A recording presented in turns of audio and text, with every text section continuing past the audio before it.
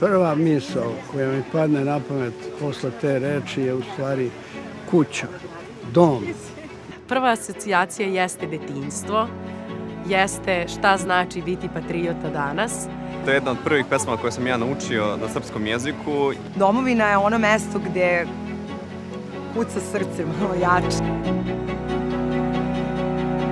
Mural sam prvi put videla samo na skici i već sam tada znala to je nešto što mi treba da podržimo, jer mislim da obe porodice koje su vlasnici Nelta žive te vrednosti. Manifest ideje Silosa, šta želimo da postignemo, da podsjećamo ljude šta su stvarno prave vrednosti koje mi individualno pre svega treba da preuzmemo i usvojimo. To je veliki poduhvat.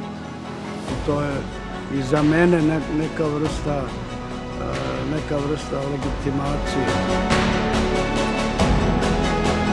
Luka je, video čime se ja bavim, pošto je zadnjih 10 godina, inače u Rusiji ja se bavim baš ćiriličnom kaligrafijom, baš sam dostigao dosta veštine u tome i on je bio poznat sa Anom, Ana je imala tu ideju, Ana je baš veliki vizioner i Luka je rekao baš kao ja mogu da uradim skicu i tako da svi smo se nekako baš lepo uklopili. Kroz udruživanje kompanija i pojedinaca kroz zajedničke vrednosti mi tekako puno možemo da ostvarimo. Ovom prilikom mi smo samo hteli da podržimo porodične vrednosti o kojoj ova pesma i govori, već smo hteli da podržimo i umetnost i kulturu našeg grada.